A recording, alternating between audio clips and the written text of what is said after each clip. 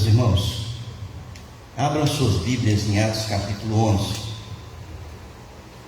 Nós vamos ler o versículo de número 19 até o versículo de número 26.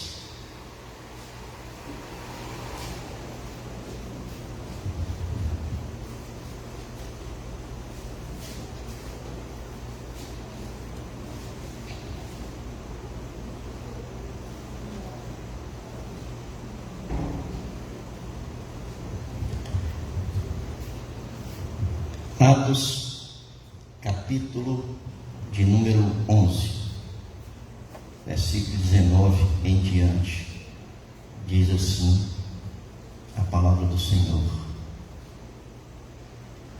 Então os que foram dispersos por causa da tribulação que sobreveio a Estevão se espalharam até a Fenícia, Chipre e Antioquia, não anunciando a ninguém a palavra, senão somente aos judeus. Alguns deles, porém, que eram de Chipre e de Cirene, e que foram até Antioquia, falavam também aos gregos, anunciando-lhes o Evangelho do Senhor Jesus. A mão do Senhor estava com eles, e muitos, crendo, se converteram ao Senhor. A notícia a respeito deles chegou aos ouvidos da igreja que estava em Jerusalém, e enviaram Barnabé até Antioquia. Tendo ele chegado e vendo a graça de Deus, alegrou-se e exortava a todos a que, com firmeza de coração, permanecessem no Senhor, porque era homem bom, cheio do Espírito Santo e de fé, e muita gente se uniu ao Senhor. E partiu Barnabé para Tarso à procura de Saulo. Tendo-o encontrado, levou-o para Antioquia, e por todo um ano se reuniram naquela igreja e ensinaram numerosa multidão. Em Antioquia foram os discípulos pela primeira vez chamados cristãos. Amém, queridos? Muito bem. O apóstolo, o evangelista, como vocês queiram chamar, Lucas, ele dá continuidade aqui ao relato que ele estava fazendo do crescimento da igreja, o avanço da igreja. Ele faz um parêntese para mostrar o início da igreja junto aos gentios. Nós falamos isso no domingo passado, quando Pedro foi esta porta que levou o evangelho ali a Cornélio, né? E agora, nesse trecho do capítulo 11, a partir do versículo 19, a gente então percebe que Lucas retorna àquele momento em que Estevão foi morto e iniciou-se ali a perseguição aos cristãos em Jerusalém. E aqui começa, irmãos, a partir daquele início da perseguição, a gente vai começar a perceber o crescimento da igreja, tanto em Jerusalém, Judéia, Samaria e agora chegando aos confins da terra. Começamos então a perceber aqui o avivamento da igreja. Quando a igreja começa a crescer, inicia-se ali no capítulo 2, em Atos capítulo 2, com cerca de 3.000 pessoas que foram alcançadas pelo Evangelho, depois 5.000 pessoas, e depois Lucas já começa a falar em multidões de pessoas que estavam sendo ali alcançadas pelo Evangelho. E aqui nessa igreja em Antioquia, hoje nós vamos falar de duas igrejas, uma hoje pela manhã e à noite a igreja em Éfeso, do avivamento que aconteceu tanto ali na região de Antioquia como ali em Éfeso. E aqui nós estamos, portanto, percebendo que Lucas introduz a igreja ao evangelho que começa a chegar ali em Antioquia, e a gente percebe então a importância que Lucas vai dar a esta igreja, porque foi uma igreja que já surgiu com uma visão missionária de alargar as tendas, de estender ali as suas tendas para alcançar o Evangelho até os confins da terra. E assim, irmãos, os cristãos, eles foram espalhados por todo o mundo. Vejam aí, voltando aqui ao capítulo 8,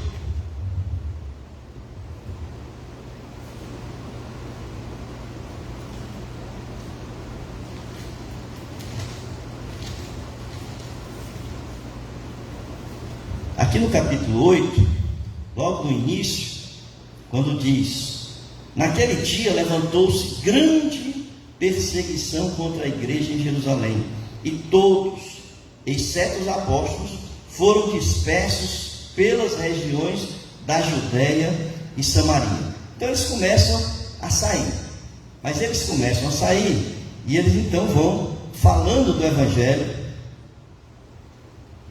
aonde eles estavam passando. E aí nós entendemos que, nós sabemos que a conversão, ela não acontece por mérito humano. É o Espírito Santo quem convence o homem do pecado, da justiça e do juízo. Mas a gente também percebe que existem algumas qualificações, alguns pontos que são relevantes na questão da igreja, quando a gente pensa em avivamento da igreja. Ora, irmãos, nós estamos saindo de uma pandemia onde a maioria das igrejas está de uma forma desmotivada.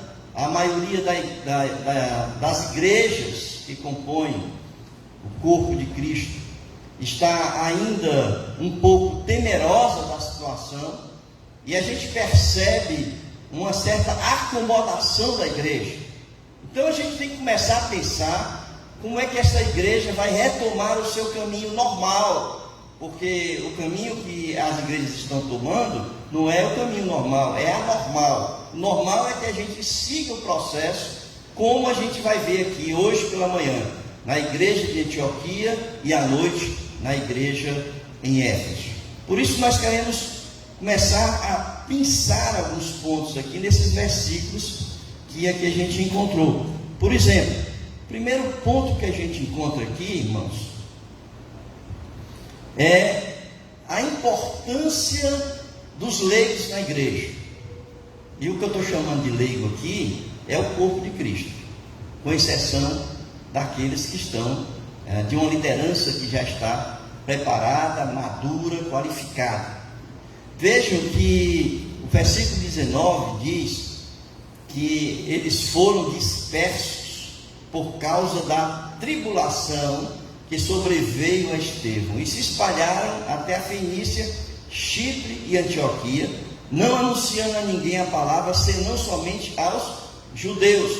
Alguns deles, porém, eram de Chipre e de Cirene, e que foram até Antioquia, falavam também aos gregos, anunciando-lhes o Evangelho do Senhor Jesus. Então, quem são essas pessoas? Não são os apóstolos. Lá no capítulo 8, que a gente acabou de ler, a gente viu que a igreja foi dispersa pela perseguição, e todos saíram de Jerusalém, com exceção de quem? Dos apóstolos.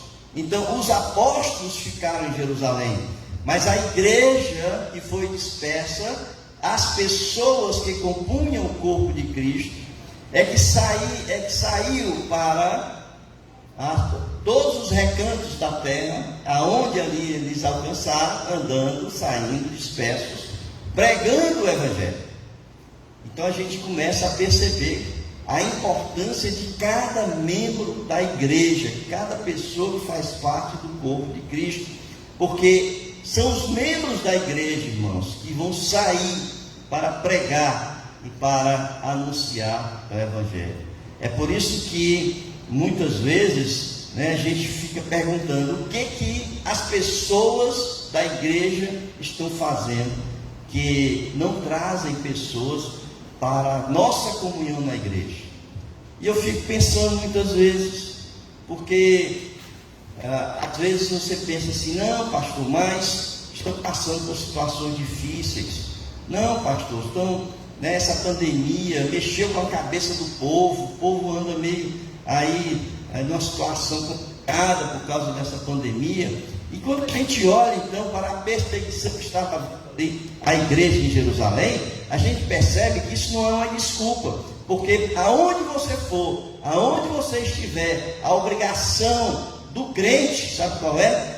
Pregar o Evangelho, anunciar o Evangelho, ensinar o Evangelho, aonde você estiver. Eles saíram de Jerusalém e eles, de forma ousada, de forma corajosa, eles saíram mesmo perseguidos, mesmo pela situação difícil que estavam enfrentando, eles estavam pregando o Evangelho. E eu pergunto, essa igreja, ela está fazendo aquilo que é o seu papel fazer? Às vezes eu fico pensando, o que fazem com o tempo? Fica em casa assistindo Netflix? Ou fica em casa conversando com as pessoas, né? Ou nas calçadas, fofocando das pessoas? Porque, irmãos, como se perde tempo, né? Fofocando das pessoas, falando das pessoas, né? Eu vou dizer uma coisa, se um dia disserem para vocês que eu estou ligando para as pessoas, falando de alguém, não acreditem não, porque vocês me conhecem aqui já de muitos anos, né, e sabem que eu não sou de fofoca com ninguém, né? Então vejam, se lhe disserem assim, o pastor está ligando para fazer um pedido, um favor para alguém, ou o pastor está ligando para anunciar o Evangelho, acredito. Mas fofocar, vocês podem ter certeza que não faz o meu feitio, né? Então perder tempo falando das pessoas, às vezes até pessoas que não têm nenhuma importância na sua vida, e você entra nesse esquema, né, da roda ali de amigos, ou de estar ligando para as pessoas, para estar fofocando com as pessoas. Pelo amor de Deus, eu acho que o crente tem mais coisa para fazer, não tem não, irmãos? Sim ou não? Tem mais coisa para fazer? Tem, não tem, irmãos? Então vejam, não percam o tempo de vocês com coisas que não são relevantes para o reino. A prioridade do crente é o reino de Deus. A prioridade do crente é o reino de Deus. Vamos dizer, a prioridade do crente é o reino de Deus. Vamos dizer de novo? Muito bem. Vocês disseram isso acreditando no que estavam dizendo? É porque o pastor disse para dizer. Porque a prioridade do crente, irmãos, é o quê? É o reino de Deus. Então não perca tempo. Não perca tempo assistindo novela. Não perca tempo assistindo... Eu assisto Netflix também, irmãos, mas é naquela hora do lazer, não é? Na hora do lazer. Mas você, né, passar o dia diante da televisão assistindo Netflix, novela, pelo amor de Deus, a Globo, faz anos que eu não ligo nem a televisão, em canal de televisão nenhuma, muito menos na Globo.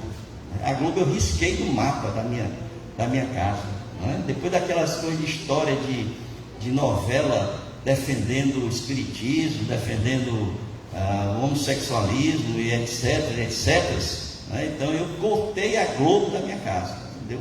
Muitos anos que não se assiste Globo lá em casa. Aliás, canal de televisão nenhum. Eu ponho filmes, né, para poder descansar a mente muitas vezes, aqueles filmes, né, de guerra, de tiro e tal, ali, eu vou descansar a mente daquele negócio ali, né? Mas Globo, pelo amor de Deus, eu não vou perder meu tempo assistindo a Globo não. Então veja, qual é o nosso tempo? O tempo que nós temos é o tempo que Deus nos concede. Nós temos 24 horas por dia. Dessas 24 horas por dia nós temos, claro, que cuidar da nossa vida, nós temos que trabalhar, né, cuidar da nossa família, mas também nós temos que cuidar das coisas do reino de Deus. Então os leigos, eles são importantes para todos nós, né? Leigos que eu chamo são vocês que fazem parte do corpo de Cristo. E aí vocês olham para mim, e tu, pastor, né? E o senhor, o que é que o senhor anda fazendo? A Bíblia diz que o papel do pastor é orar e pregar, né? É orar e ensinar. Então esse é o papel que eu faço, né? Estou ensinando vocês a serem ovelhas que vão produzir ovelhas. Ontem eu estava na posse do pastor Paris, lá na Adonai, e o pastor Paulo Seabra que estava pregando. E ele disse assim: olha, não vamos ficar olhando para o pastor, dizendo que o pastor vai encher essa igreja, que isso aí não é verdade não. Porque quem vai encher essa igreja são vocês, porque quem multiplica ovelha são as ovelhas, né? Então vocês é que tem que sair por aí pregando e ensinando o Evangelho. Mas, irmãos, vejam que o corpo precisa ser realmente ensinado. O corpo da igreja precisa ser tomar conhecimento daquilo que ela vai ensinar. Ninguém ensina aquilo que não sabe, né? É claro que o crente ensina com a vida, mas nós precisamos ter também conteúdo. E aí, quando a coisa começou a crescer em Antioquia, que se espalhou lá, chega em Jerusalém a notícia de que a igreja estava crescendo em Antioquia.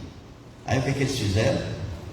Eles pegaram, chamaram Barnabé, disseram assim: ó, vai lá em Antioquia e espia, tá?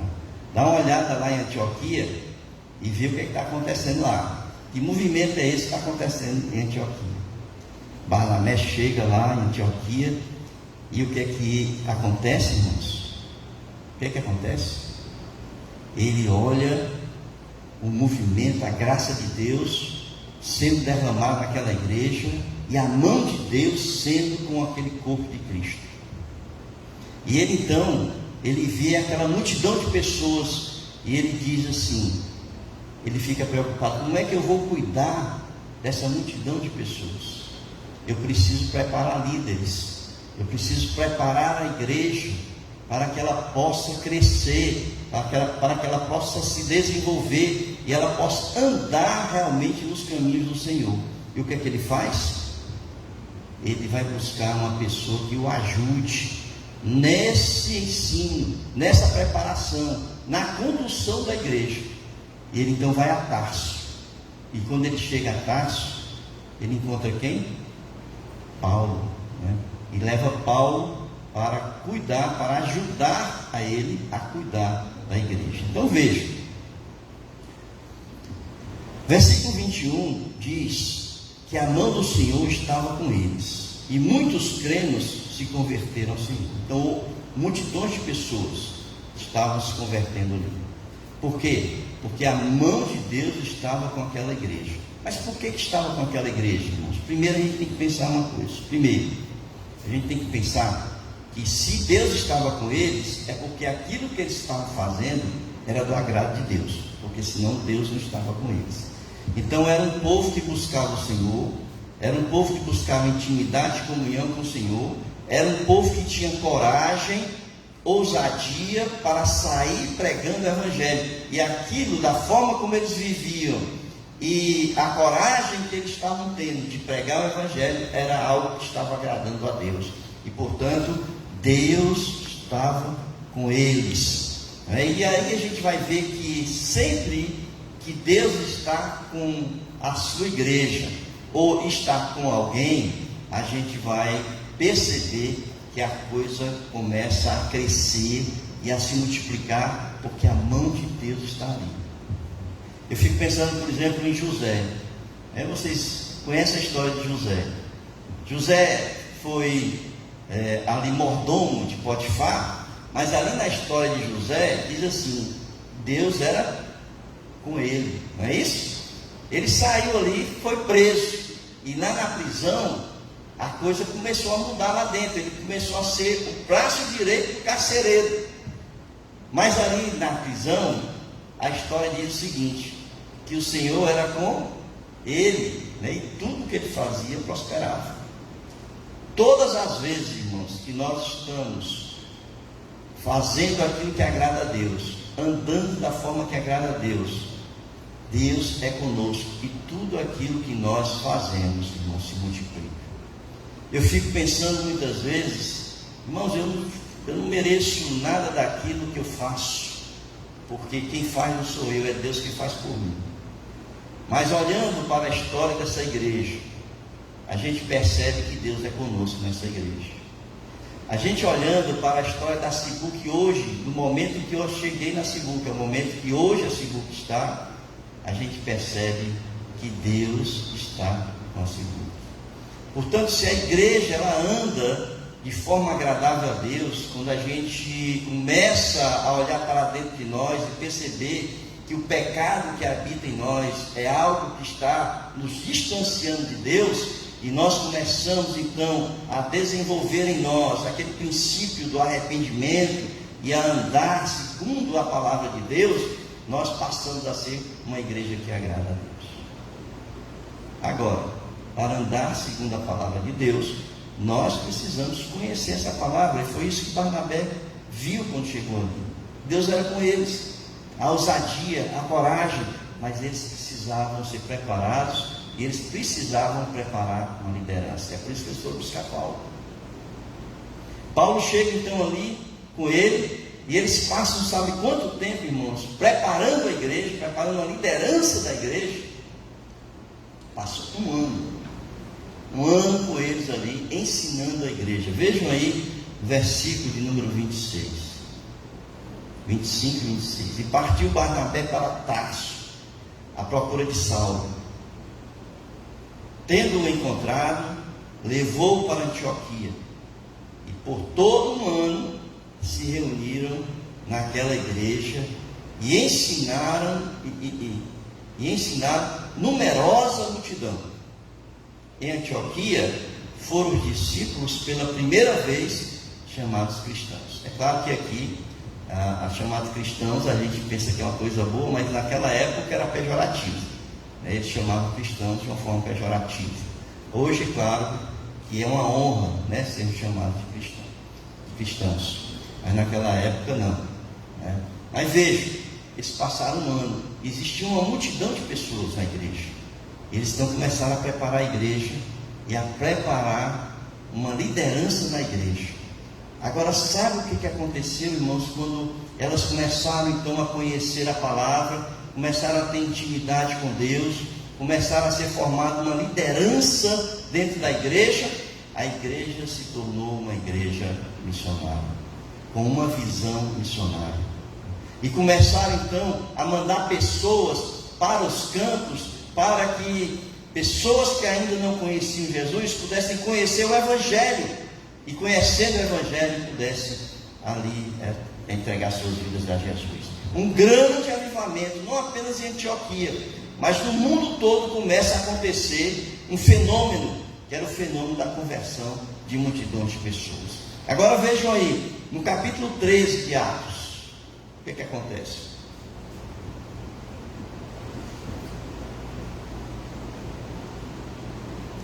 No capítulo 13 de Atos diz: havia na igreja de Antioquia profetas e mestres. Barnabé, Simeão, por sobrenome Níger, Lúcio de Cirene, Manaém, Colácio de Herodes, o tetrarca, e Saulo. Irmãos, existiam profetas e mestres. De onde vieram esses profetas e mestres?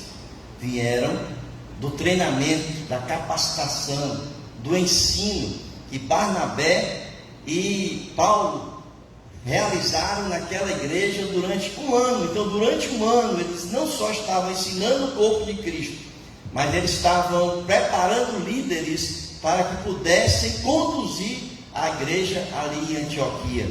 E esse preparo fez com que a igreja tivesse uma verdadeira visão missionária. Olha então o que acontece a partir daí. E servindo eles ao Senhor, eles estavam fazendo o que, irmãos? Servindo quem? O Senhor, não é isso? Eles estavam servindo ao Senhor. Então a prioridade da vida deles era o Senhor. Eles estavam, claro, cuidando da vida deles, porque senão não estavam vivos. Mas eles estavam servindo ao Senhor. E eles, naquele momento que estavam servindo ao Senhor, estavam jejuando, portanto, cultuando a Deus. Eles estavam seguindo os princípios da palavra de Deus. Eles estavam buscando intimidade com Deus. Eles estavam buscando comunhão com Deus. E assim, nesse processo de servir ao Senhor, de ter comunhão com Deus, de ter intimidade com Deus, eles puderam sentir a presença de Deus e a voz do Espírito Santo no coração deles. E aí vejam, servindo eles ao Senhor e jejuando, disse o Espírito Santo: Aqui vem, então, a direção de Deus para o movimento missionário que fez com que ali se alcançasse o mundo, né, a partir da separação, da identificação de duas pessoas vocacionadas ao ministério da palavra como missionários no mundo. E ali eles separaram Barnabé e Saulo para a obra a que os tenho chamado. Chamado quem? Barnabé e Paulo. Para a obra, ou seja, para serem missionários de Jesus no campo. Então, jejuando e orando, impondo sobre eles as mãos, enviaram aos campos para pregar o Evangelho. Então aí está, irmãos, o avivamento estava acontecendo, mas estava acontecendo primeiro porque a igreja, ela assumiu a responsabilidade da qual Jesus deu para a igreja. Ela ocupou o seu tempo dando prioridade ao reino de Deus, não em coisas vazias no sentido do reino, não em coisas que simplesmente beneficiavam o ego de cada um, ou beneficiavam o prazer de cada um, mas buscavam ali agradar a Deus. E eles saíram mesmo debaixo de intensa perseguição, eles não temeram, eles superaram as situações adversas da vida, e mesmo assim, nessas situações eles estavam pregando o Evangelho. Isso agradou a Deus, e a mão de Deus foi com eles. E muitas pessoas, multidões de pessoas, milhares de pessoas se converteram, de tal forma que chegou aos ouvidos da igreja em Jerusalém. E ali a igreja de Jerusalém manda um líder, um homem bom, cheio de fé, cheio do Espírito Santo, um homem preparado para conduzir a igreja, um homem preparado para preparar a igreja, para ensinar a igreja, para direcionar a igreja, que foi Barnabé. E ele então buscou auxílio em Paulo, que ensinou, que preparou líderes e que se tornou ali uma igreja missionária. Amém, queridos? Que a nossa igreja, ela possa ser como a igreja de Antioquia, uma igreja que busca o Senhor, que agrada o Senhor, e que por isso a mão de Deus estará sobre ela, porque é uma igreja que vive em intimidade, em comunhão com Deus. Amém? Vamos orar?